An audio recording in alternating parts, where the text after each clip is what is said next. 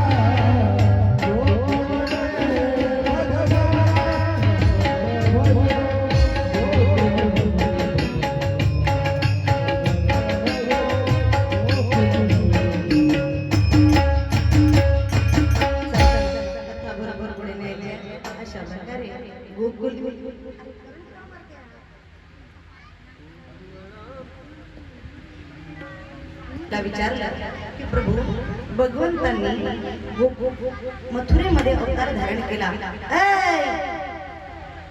काय बोलू नका बोलू नका, मला फक्त अर्धा तास द्या, कारण तुम्ही माझे 10 वाजवले, तुमचे किती वाजवणार? आता किती वाजले? किती वेळ बाकी आहे?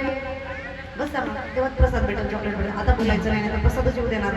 कालचे फुलले माहिती आहे ना, कालचे फुल रे. बोलू नका. राजा परीक्षितांना त्या ठिकाणी राजा परीक्षितांना प्रश्न पडतो की भगवंतांनी मथुरेमध्ये अवतार धारण केला आणि गोकुळामध्ये का गेले? बरं कुठे का जाऊत ना, परंतु यांनी दोन आई बाबा का बरं केले? इकडे वसुदेव आणि देवकी आणि तिकडे यशोदा आणि नंद बाबा. शुभदेव मुनी सांगतात की यांनी घनघोर अशी तपश्चर्या केलेली होती. हे जे वसुदेव होते ते स्वयंभू मन्वंतरामध्ये वसुदेव सुतपा नामा प्रजापती होते.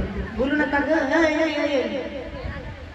सुतपा नामा प्रजापती, आणि या प्रजापतींनी आपल्या पत्नीसह म्हणजे पुष्णीसह देवांची 12,000 वर्ष घनघोर तपश्चर्या केली. हाडाचा सापडा झालेला, आता जीवही जातो की काय. आणि एवढी घनघोर तपश्चर्या पाहून भगवंत त्या ठिकाणी प्रसन्न झाले. भगवंत प्रसन्न झाले आणि कारण विचारला. सांगितले, प्रभू आम्हाला तुमच्यासारखा पुत्र पाहिजे. भगवंत म्हणतात, माझ्यासारखा मीच आहो, पण तुमच्या या तपश्चर्येमध्ये एवढा प्रसन्न झालो की माझ्यासारखा नाही तर मीच तुमच्या पोटाला जन्माला येईल. आणि नुसते एकाच जन्मासाठी नाही तर पुढच्या 3 जन्मासाठी मी तुमचा पुत्र होईल. मग काय, सुतपा आणि पुष्णे होते त्यावेळेस भगवंताचा पुष्णी गर्भ अवतार झाला. दुसरे ते कश्यप आणि अदिती झाले त्यावेळेस उपेंद्र म्हणजेच वामन अवतार, जो आपण बटू वामनाचा पाहिला तो अवतार. आता तेच वसुदेव आणि देवकी झाले आणि यांच्या पुढे भगवंताचा श्रीकृष्ण अवतार झाला. म्हणजे नंद बाबा आणि यशोधराणी बद्दल काय, आणि हे सुद्धा श्रेष्ठ वशुद्रोण होते आणि त्यांची पत्नी धारा.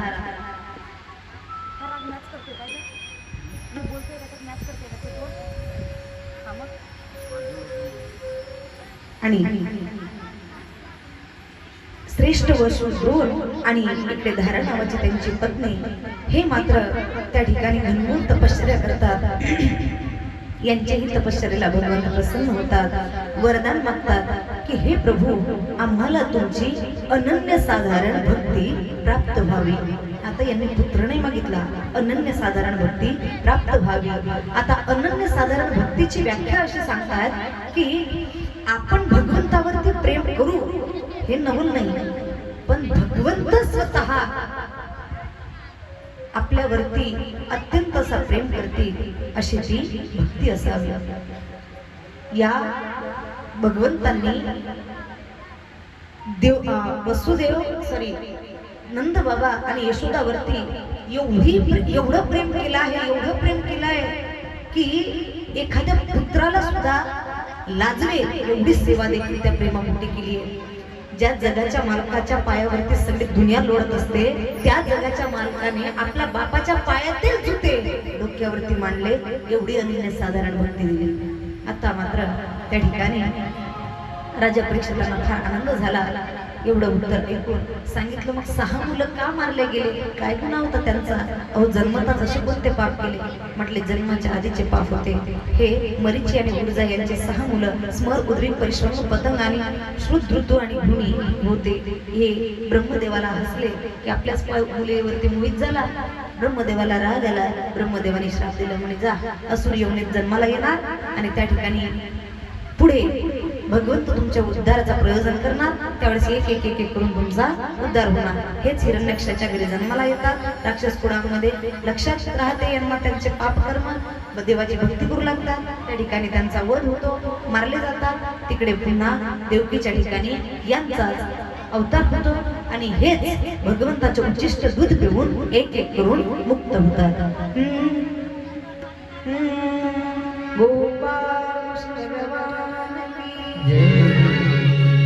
आता मात्र इकडे मोहिनी ही मात्र या कंसाला सांगू लागला. कंसाला माहिती पडते की 8वा या ठिकाणी जन्मालेला. मोहिनीला पाहिलं, विचार केला की मला मारणारा 8वा येणार होता, ही 8वी कशी काय आली? मुलगी असो का मुलगा असो, कदाचित माझा काळ असेल म्हणून ज्याप्रमाणे 6 संपवले हिलाही संपवाचा. परंतु मग काय, ही हातातून निघून गेली. सांगितलं, अरे तुझं लागली बदी उपजला मजा आली, तुला मारणारा माझ्या आधी या ठिकाणी उपजलेला आहे, त्यामुळे मला मारून उपयोग नाही. आता कुठे तडमड झाली आणि मात्र तातडी गोळा करून तातडीची मीटिंग बसवली की माझा काळ या मृत्यू लोकांमध्ये जन्माला आलेला आहे, सांगा कोण म्हणणार त्याला मारायला. सगळे जण त्या ठिकाणी स्तब्ध बसलेले. राक्षसांची असुरांची सभा स्तब्ध बसली आणि त्यामध्ये एक महिला राखीव शीट होती आणि त्या महिलावर होती पुतना. त्या राखीव शीटवर पुतना होती. पुतना म्हणाली, अरे एवढे मोठे बलशाली दैत्य असुर तुम्ही नुसता खाता पिता राहता, लहानशा बाळाला मारायचं म्हटलं तर खाली माना घालू ना, धिक्कार आहे तुमच्या जगण्यावरती. महाराज काळजी करू नका, अहो मी जातो आणि एका क्षणात त्याला मारून येतो. आणि मग मात्र ही पुतना गोकुळामध्ये 14ला आली. त्या ठिकाणी भगवंताचा जन्म अष्टमीचा आणि तिथून 6व्या दिवशी म्हणजे 14 त्या ठिकाणी पुतना आली. याने सांगितलं, पुतनेने इकडे तिकडे फेरफटका केला. वेळ कमी असल्यामुळे पटकन भगवंताच्याच घरी गेली. भगवंताकडे तिकडे यशोदाराणीला आवाज देऊ लागली. यशोदाराणी बाहेर आली. अनागानी करता बाळ हा भाग मी काल्यात घेईल बरं का, म्हणून डायरेक्ट 5 वगैरे टाकला. आता मात्र अनागानी करून भगवंत तिच्या हातात गेले. भगवंताने विचार केला की या जन्मामध्ये मला दही दूध तूप खायला मिळणार होतं आणि नेमकी सुरुवातच विषापासून झाली आणि विषपेनाचा अभ्यास माझा नाही, कोणाचा आहे? महादेवाचा. आणि मग त्या ठिकाणी महादेवाची वगैरे आराधना करतात, विष ओढून घेतात, दूधही ओढून घेतात आणि आता मात्र पंचप्राणही ओढायला सुरुवात करतात. पुतनेचा सर्व आकांत होतो. ती भगवंताला सोडायचं विनंती करते की मुच्छ सोड. भगवंत म्हणतात, येडे अगं माझ्या माईने मला फक्त पकडायचं शिकवलं, सोडायचं शिकवलं नाही. आणि बरं धरायला मी तुझ्या जवळ आलो होतो का, तू माझ्या जवळ आलीस. माझा येड गुण आहे, एक तर मी कोणाला पकडत नाही आणि पकडलं तर सोडत नाही. असा उद्धार केला की डायरेक्ट जी मुक्ती आपल्या जन्मदात्या आईला दिली तेच मुक्ती हिला सुद्धा. तू असंकाधिकाची निवाने सायुजी सोरसो दिधला बुदने, जे विषाची निस्तर पाने मारू आली. जे ठिकाणी मारायला आली तिला सुद्धा आईचीच गती दिली. एवढा उद्धार आमच्या जगाचा मालक आहे. आता मात्र पुढे छकडासुर आला. 1 महिन्यामध्ये भगवंताच्या पुष्पट्टीचा कार्यक्रम झाला आणि भगवंताला आईने बाहेर ठेवलं. भगवंत विचार करतात, माझ्यासाठी कार्यक्रम मीच बेघर. भगवंताला भयंकर राग येतो. तेवढं त्याच्या मामाचा दूत येतो, छकड्यावर विराजमान होतो आणि नाव छकडासुर करतो. भगवंताचा दोन्ही राग एकवटतो, एका पायामध्ये टाकतात आणि एकाच पायाने संपूर्ण छकडा उडवून पुढच्या फेकतात. आवाज बरोबर पुढच्या कुठं चालला जातो. आता मात्र इकडे मामा पुन्हा दुसरा दूध पाठवतो. तू नावर्त. आता मात्र भगवंत 3 महिन्याचे झालेले आईच्या मांडीवरती अशाच प्रकारे बसलेले अगदी शांतपणे. भगवंताने पाहिलं तू नावर्त आला, परंतु आई समोर मला काहीच करता येत नाही. मग काय, आई आडोशाला गेली पाहिजे म्हणून भगवंताने लीला केली.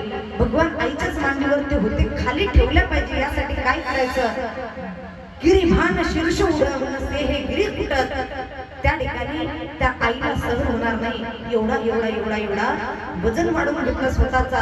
मग काय, आईने खाली ठेवलं आणि बाळ खेळायला लागला. बाळ खेळायला लागलेला पाहून आई घरामध्ये निघून गेली. तेवढं तर तुनावर आया, लाल को उठाया, कंधे पे बिठाया और उड़ा के ले गया. भगवान ने और वजन बढ़ाया, तुनावर घबराया, सोचने लगा जल्दी जल्दी में कहीं मैं इतना भारी भारी पत्थर तो नहीं उठा रहा है. भगवंत विचार करता, अरे नालायका, लोक दगडात मला पाहतात, तू माझ्या दगड पाहतोस. भयंकर रागाला असा गडा दाबला, एका सेकंदात तुनावर खतम झाला. आता मात्र भगवंत 3 वर्षाचे झाले तरी नाव ठेवला नाही. आता मात्र वसुदेव महाराज आपले कुलपुरोहित गर्गाचार्याकडे जातात. सांगतात, माझ्या बाळात 2 बाळ त्या ठिकाणी गोकुळामध्ये देवलाच्या घरी त्यांचं नामकरण करायचं आहे. गर्गाचार्य म्हणतात, कंसाला जर कळेल तर मला जीवानं मारून टाकेल, म्हणे चुपचाप त्यांना कार्यक्रम करायला सांगा. मग काय, कोणालाही न सांगता गोशाळेमध्ये या ठिकाणी दाऊ भैयाचा आणि श्रीकृष्ण कन्हैयाचा नामकरण होतो. सांगितलं दाऊ भैयाला पाहून का हा सगळ्याचं रमण करेल आणि अत्यंत बलशाली राहील, म्हणून बल रमण करणारा राम, बलशाली बल राम. यशोदेच्या बाळाकडे पाहिलं, सांगितलं हा कृष्णवर्णीय आहे म्हणून याचं नाव कृष्ण. परंतु ऐक यशोदा, तुझ्या बाळाचं नाव जरी आज कृष्ण करतो, बोलू नका, कृष्ण करत असलो तरी याला याचा अनेक अनेक कार्यावरून, अनेक अनेक गुणांवरून, अनेक अनेक लीलांवरून वेगवेगळे नाव पडतात. कोणते,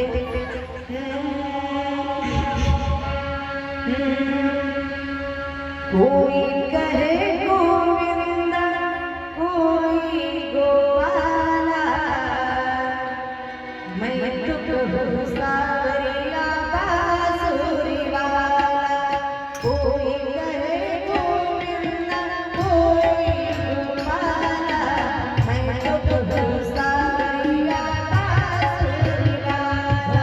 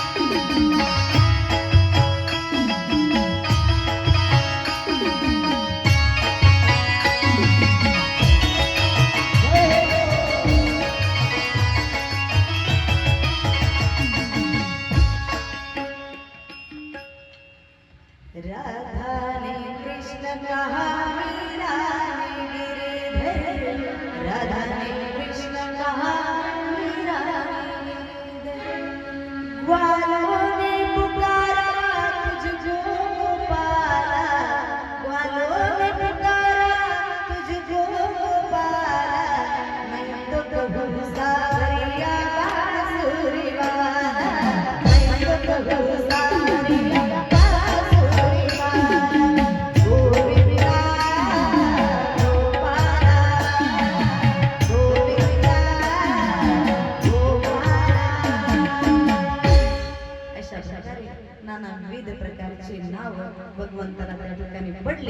ठिकाणी भगवंताचा नामकरण झाला. जसा नामकरण झाला मामाने पुन्हा एक पाहुणा पाठवला. तोही ब्राह्मणाच्या विषयात मा बडबड काय म्हणतो, मी अलोराचा जोशी गोरा ऐका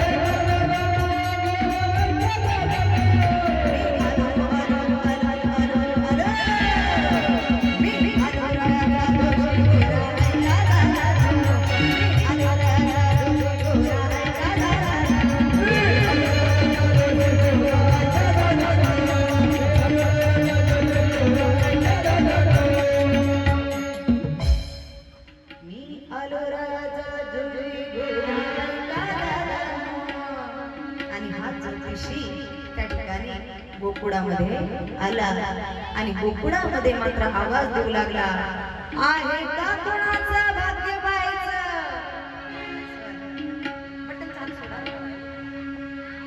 आहे का कोणाचं भविष्य बघायचं. रानवडीकर आताचा ज्योतिषी आलेला आहे, आणा 1001 कारण या भविष्य काढून नाही आणि का तुमच्याकडे भविष्य काढणारे. बरं किती लोकांनी आपापलं भविष्य पाहिलं सांगा बरं, हात वर करा बरं.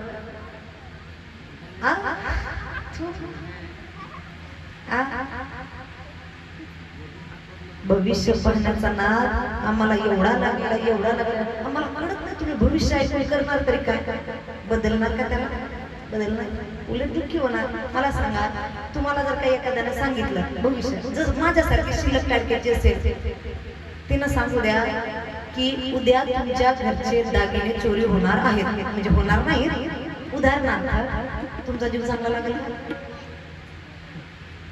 बरं तरी आम्हाला ज्योतिष पार आणि माहित आहे का, स्पेशली हा झोपू द्या बाळा, यशोदा नंदला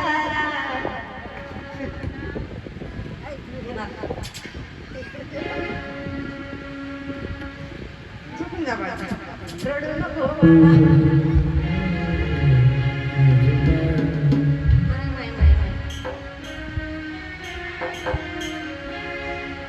आई नाही कुठे होतो भविष्य. हा आमच्याकडे असा प्रकार पाहिला आम्ही, चांगले चांगले सुशिक्षित लोक या भविष्याच्या नादात फसले. चांगले काय या भविष्य काढण्याच्या चक्करमध्ये कोणी आपले दागिने काढून दिले, कोणी आपल्या घरचे अन्नधान्य दिले, कोणी 10,000 रुपयाचे पाकिट दिले. तुमच्याकडे दिले का असे फसवतात. तरी आम्हाला भविष्य पाहायचं असतं. बरं मला सांगा, भविष्यवाला काय देवाचा माग जरा तुमचं भविष्य सांगायला? अहो काहीच नाही, सगळ्या ठिकाणी एकच सांगतो, लई मोठं मन आहे भाई तुमचं. हो देवावर लई श्रद्धा आहे तुमची, कोणाशी वाईट चिंतित नाही तुम्ही, पण तुमच्याशी वाईट चिंतात. हो देवावर लई श्रद्धा आहे भाऊ तुमची. हो पण देवाशी तक्रार आहे तुमची. पण भाऊ त्या देवाची चुकी नसते. भविष्य एवढा जोरदार लिहून ठेवला तुमचा, लाथ मारान तिथून पाणी काढा. पण एक नाड आहे कुणीतरी करणे केली आणि तुमच्या पायाखालची शाबास असं सांगतात ना. आता डाऊट नका घेऊ, काही दिवस हे काम करून पाहिले की काय म्हणून.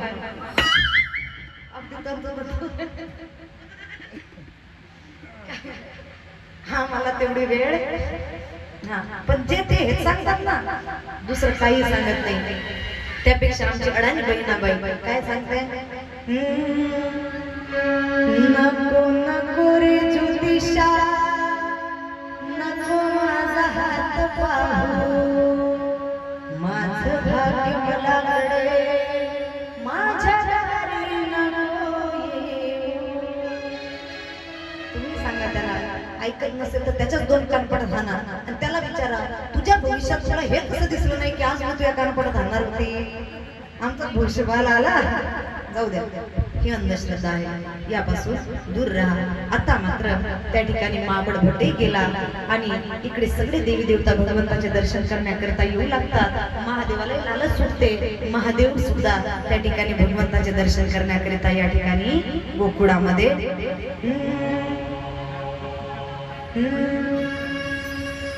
भोला भंडारी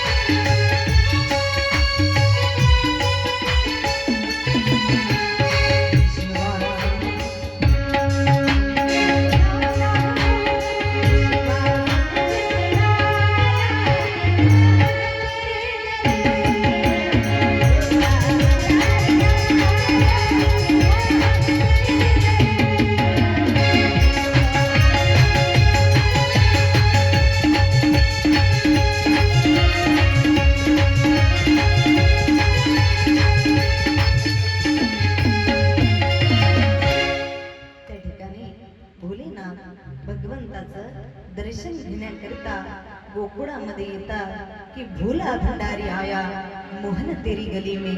आता मात्र यशोदा राणीच्या गलीमध्ये भगवंताच्या गलीमध्ये भोलानाथ येतात. यशोदा राणीकडे जातात. यशोदा राणीला बाळाच्या दर्शनाची आचना करतात. यशोदा राणी म्हणते अरे जन्माला आला, आवाज बघावर, जन्माला आला तेव्हापासून नाना विविध प्रकारचे संकट त्याच्यावरती कोणी कोणता ना कोणत्या रूपात येतो आणि माझ्या बाळाला घेऊन जातो. पुतना आली, तृणावर्त आला, चक्कासूर आला, तो महाबडबड आला आणि अशा प्रकारे आता तो कोण ना काय म्हणे मी दर्शन करवणार नाही. आता मात्र भगवंत चिंतातूर झाले. कोण? महादेव. आजही वृंदावनामध्ये आपण गेलो तर चिंताहरण महादेव म्हणून आपल्याला गोकुळामध्ये पाहायला मिळतात. आता तर ही एक आशा आहे म्हणा आणि की भगवंताचे दर्शन होणार. आईला सांगितलं की मैया मुझे दिखा दे लाला की झलकिया, दर्शन मैं करके जाऊं मोहन. आईला सांगितलं की फक्त आम्ही दर्शन करून जाऊ, बाकी काही म्हणून तरी का होईना परंतु दर्शन करून द्या. आई सांगते काय पाहिजे हे घे, परंतु मी आपल्या बाळाचे दर्शन करू शकत नाही. तुला हिरा पाहिजे, माणिक पाहिजे, मोती पाहिजे, जे भिक्षा पाहिजे ते दे, ते घे, परंतु मी बाळाचे दर्शन सांगितलं. जर भिक्षा द्यायची आहे तर भिक्षेमध्ये तुझ्याच बाळाचे दर्शन दे. सांगितलं नाही. महादेव सुद्धा त्या ठिकाणी हट्टी. त्या ठिकाणी म्हणतात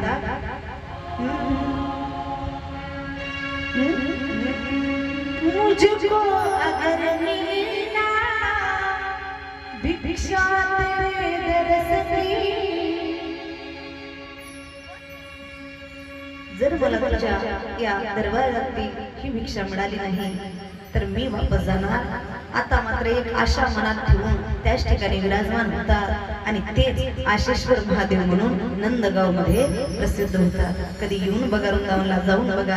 आता मात्र भगवंताची आराधना करतात की देवा आई तर मानत नाही, मला दर्शन करवत नाही, काय करायचं, तुम्हीच काहीतरी लीला करा.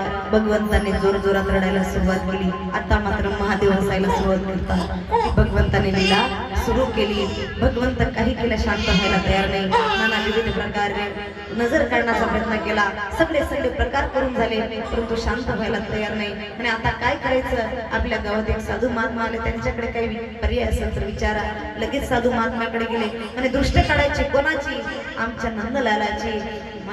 तेव्हा भगवंत महादेव म्हणतात की नंदलालाची जर का नजर काढायची आहे ते तर माझं सौभाग्य, आता येतो आणि नजर काढून देतो, एका क्षणात शांत करून देतो. आता मात्र तिकडे महादेव येतात आणि भगवंत यांना घेऊन यशोदाराणी घराच्या बाहेर येते. आता मात्र भगवंत जोर जोरात रडतात. महादेव त्यांना पाहून हसतात. भगवंत जोर जोरात रडतात. महादेव हसतात. आता मात्र यशोदा कंटाळलेली आणि आपल्या या रडक्या बाळाला महादेवाच्या हातात देतात. या कानोब्याने पुन्हा नाटक करतात की रडणं थांबवतात आणि आता मात्र खदा खदा हसू लागतात. महादेव मात्र त्या ठिकाणी विपरीत कार्य करतात. जे महादेव आतापर्यंत हसू लागत होते त्यांच्या डोळ्यातून आता भगवंताचे दर्शन घेता बरोबर ढसा ढसा ढसा ढसा अश्रूच्या धारा वाहू लागतात. आता मात्र इकडे हे भगवंत हसतात, हे रडतात, हे हसतात तेव्हा ते रडतात. या दोघांची लीला कोणाचेच पल्ले पडत नाही आणि दोघेही एकमेकाचे सुंदर असे दर्शन करून घेतात. आता मात्र भगवंताचे दर्शन झाले म्हणून महादेव अत्यंत आनंदित होतात आणि वेळ कमी असल्यामुळे पटकन कैलासावरती निघून जातात. अशा प्रकारे आजची कथा याच ठिकाणी आपल्याला रात्री भगवंताच्या खोड्या इत्यादी पाहायच्या आहेत. खोड्या पाहिल्या भगवंत वृंदावनामध्ये जाणार आहे. तिथेही अनेक दैत्यांचा नाश करणार आहे. कालियाच्या फणावरती तांडव करणार आहे. गोवर्धनाची लीला करणार आहे. रासलीला करणार आहे. कंसाचा वध देखील करणार आहे. बघा एका दिवशी का करणार आहे. जन्म घेऊन मग गुरुकुलातही जाणार आहे. त्या ठिकाणी शिक्षाही ग्रहण करणार आहे. तिकडून येऊन इकडे जरासंधासोबत युद्धही करणार आहे आणि पुन्हा रात्रीच्या सत्रामध्ये रुक्मिणी सोबत लग्न सुद्धा करणार आहे. केवढी स्पीड वाढवली बरं देवा, भयंकर. एकाच दिवशी एवढे कार्य. तर मग तुम्ही काय करायचं. भगवान एवढे कार्य करणार, तुम्ही कोणते कार्य करणार आहे. तुम्ही येणार आणि सगळ्या कथा ऐकणार, एवढं मात्र कार्य करणार. अशा प्रकारे झालेल्या शिवाय याच ठिकाणी विराम. करविले तैसे केली कटकट वाकडे केली देव जाणून तुझ्या सत्तेने तुझे गुण गावतेने सुखी राहू सर्व काळ. या न्यायाने झालेल्या शिव भगवंताच्या चरणी समर्पित वाणीला विराम. गोपाल कृष्ण भगवान की, राधा राणी सरकार की जय. जय श्री राधे, जय जय श्री राधे.